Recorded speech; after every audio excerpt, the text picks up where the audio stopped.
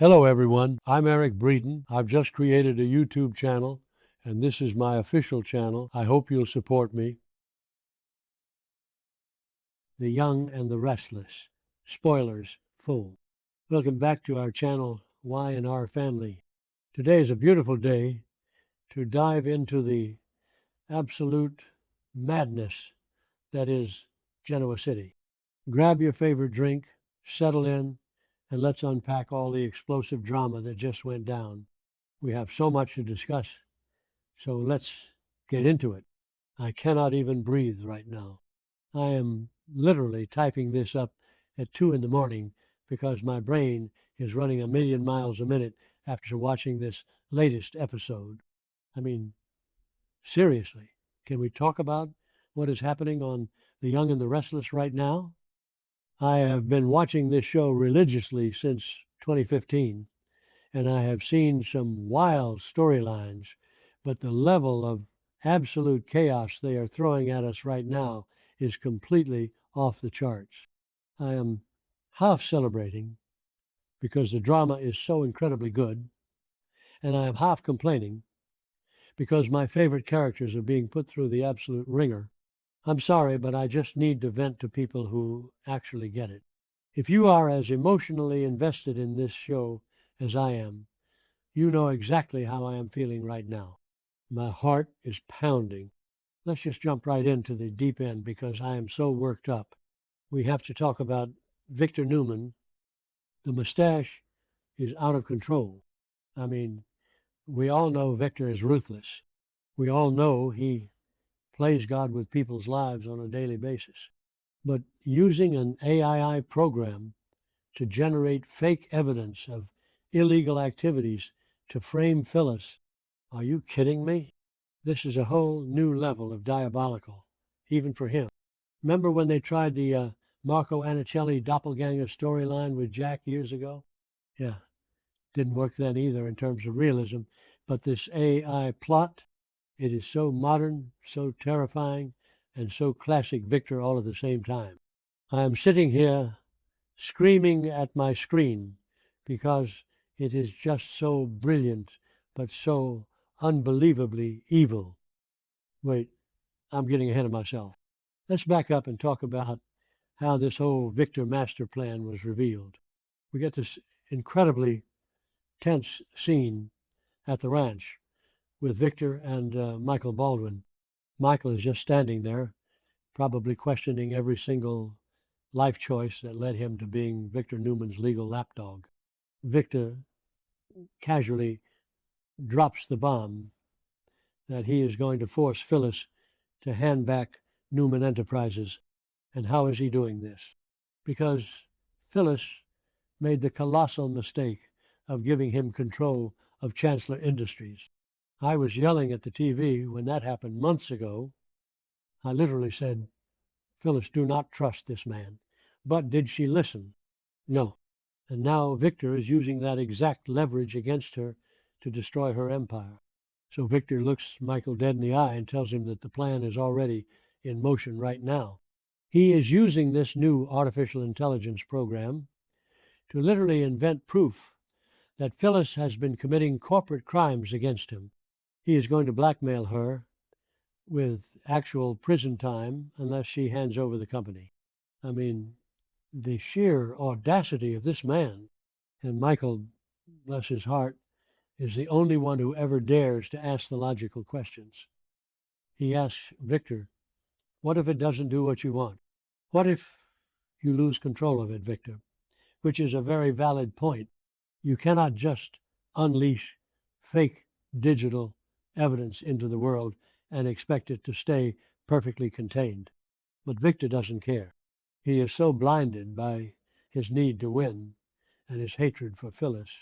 And then Michael asks the real question, why is Victor warning him? Because Victor, in his twisted manipulative code of honor, is telling Michael to warn Lauren. Victor says he already warned Lauren once, and now he is warning Michael. Michael gets fiercely protective and snaps back. That fake evidence you're cooking up better not involve my wife. I love when Michael stands up for Lauren, but Victor just coldly advises Michael to tell his wife to resign and leave Phyllis to her fate. I was clutching my pearls. The absolute coldness of it all. Victor is basically telling Michael to let Phyllis drown. Okay, back to the point. Let's talk about the immediate fallout of this ranch meeting. Michael immediately runs to the Genoa City Athletic Club to meet Lauren. Poor Lauren. She is always getting dragged into these massive corporate wars because of her loyalty. Michael looks her dead in the eye and tells her that Summers' conglomerate is going down. He tells her the whole twisted plan, but says she absolutely cannot say a word to Phyllis. He says, and I quote, "By the end of the week, Summers' conglomerate won't exist. Phyllis will lose control of it and what's left of her mind." Chills, literal chills went down my spine. Michael is terrified for his wife, and Lauren is just sitting there realizing her best friend is about to be utterly destroyed and she can't do anything to stop it. And speaking of Phyllis being destroyed, I cannot believe they did that to her in her office. We see Lauren walk into Phyllis's office, trying to keep a brave face, talking about how great things are happening at Summers' conglomerate. Oh, the tragic irony, because literally seconds later, Phyllis's phone starts blowing up. She gets an email, then another, then another. All of her department heads are quitting simultaneously. It was like watching a train wreck in slow motion. Phyllis immediately knows what's up. She looks at the screen and says, "They're all quitting." This is exactly Victor Newman's style. And Lauren, knowing the horrible truth of what is actually happening behind the scenes, tries to warn her that this is just the first hit and more are definitely coming. But Phyllis, being the absolute stubborn, fiery warrior that she is, refuses to back down. She looks at Lauren with that classic Phyllis fire and says, "I beat him once and I can do it again.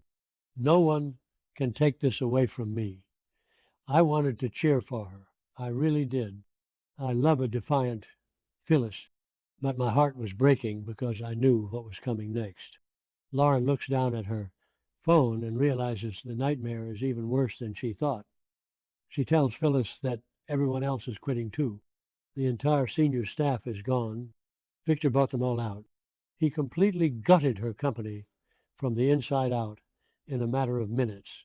And then we get that final haunting scene of Phyllis completely alone in her office. Her phone is just incessantly pinging with resignation texts. Ping, ping, ping. It was like a psychological horror movie. And Phyllis just finally snaps.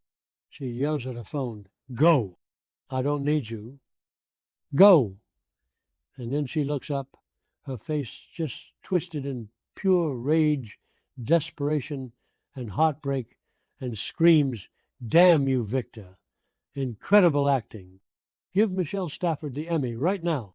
I know some people are loving seeing Phyllis get her comeuppance, but personally, I am devastated for her. She fought so hard for this, and to see it ripped away by a computer program and a billionaire's ego, it's tragic.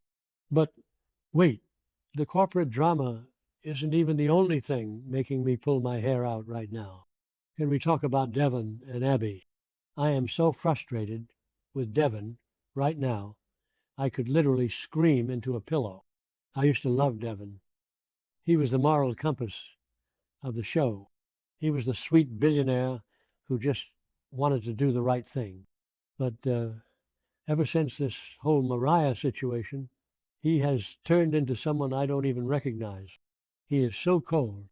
We see Devon approach Abby at Chancellor Park. He actually has the nerve to ask her, "Are you going to avoid me forever?" "Yes, Devon, she probably should avoid you. He asks if she got his texts about Lily Winters and Holden Novak. Side note, what is going on with Lily and Holden? I am so intrigued by that dynamic, but that's a tangent for another day. I need to stay focused. Abby just looks at him and admits she is still deeply hurt and angry, and she has every right to be. Devon went behind her back to try and overturn Mariah Copeland's plea deal without even telling his own wife. Who does that? And Devon's defense, it was the only thing we could do, and I felt it was worth it. Worth it? You lied to your wife.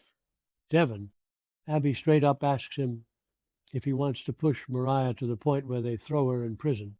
And Devon, I literally gasped out loud when he said this, looks at her cold as ice and says, if so, is that the worst outcome? Yes, Devon, it is the worst outcome. Mariah is deeply unwell. She is in a mental health facility. She needs psychiatric help, not a cold prison cell. How can he be so heartless? Abby calls him out perfectly. She tells him this is all about revenge. And Devon tries to dress it up in a nice little righteous bow and calls it justice. Oh, please, don't insult our intelligence, Devon. You are hurting, I get it, but you are trying to destroy a woman who is already broken. And then he has the audacity to turn it around on Abby and ask why she thinks they should spare Mariah and why she isn't as angry as he is. Because she has a heart, Devon. Because she sees that revenge isn't going to fix anything. Abby has been through so much trauma in her life. She knows that locking someone up out of spite doesn't heal the pain. I am dreading where this is going. If Devon keeps pushing this dark, vengeful agenda, he is going to completely destroy his marriage. I am calling it right now. Abby is on life support, and Devon is holding the plug. And speaking of relationships, let's pivot to something a little lighter but equally dramatic. Danny Romolotti and Christine. Okay, I have a massive soft spot for Cricket and Danny. They are classic Y&R royalty. Danny comes back from Barcelona, and the spoilers say he has a surprise for his wife. But Christine drops a massive bombshell of her own before he can even get comfortable. The district attorney is stepping down, and they want Christine to finish out the term. Yes, Cricket back in the courtroom where she belongs. I have missed lawyer Christine so much. Danny, being the absolute golden retriever, supportive husband that he is, says that's amazing and asks if she's going to accept the offer. But Christine is actually hesitating. She says she kind of likes their semi-retired rock star wife life. She says if she pursues the law and takes the DA job, she won't be free to just jet off to his concerts whenever she wants. I mean, I get it. After all the trauma and stress she's been through over the decades, a peaceful life sounds really nice. But come on, Christine is a shark in the courtroom. We need her back in action, fighting the good fight. Danny tells her he just wants her to do whatever makes her happy. Oh, they were having such a sweet, mature, loving moment. It was a breath of fresh air amidst all the Victor and Devon toxicity. And then Daniel ruins it. Seriously, am I the only one who finds Daniel absolutely insufferable lately? He just barges in, completely killing the romantic vibe, whining about how he didn't get to go to Barcelona because of Tessa Porter's changing situation. Blah, blah, blah. Daniel, read the room. Your parents are having a moment. Stop complaining for 5 seconds. But then, miraculously, Daniel actually does something useful for once. Christine mentions the DA job offer to him, and Daniel instantly connects the dots. He asks if, as the DA, she would have any sway with the court to overturn Mariah Copeland's plea deal. Boom. Everything is connected in Genoa City. I love when the writers do this. They weave the storylines together so perfectly. Christine shuts it down, saying, no, it's entirely up to the judge. And she wouldn't have that kind of influence. But just the fact that Daniel brought it up shows how this Mariah situation is rippling through the entire town. It's affecting Devon, Abby, Daniel, Christine. Everyone is caught in the crossfire of this one legal decision. So here I am, typing furiously in the middle of the night, trying to process all of this interconnected madness. Victor is playing God with artificial intelligence, creating fake crimes to steal back a company. Phyllis is losing her empire, her employees, and her mind all at once. Lauren is forced to keep a toxic secret that could destroy her best friend.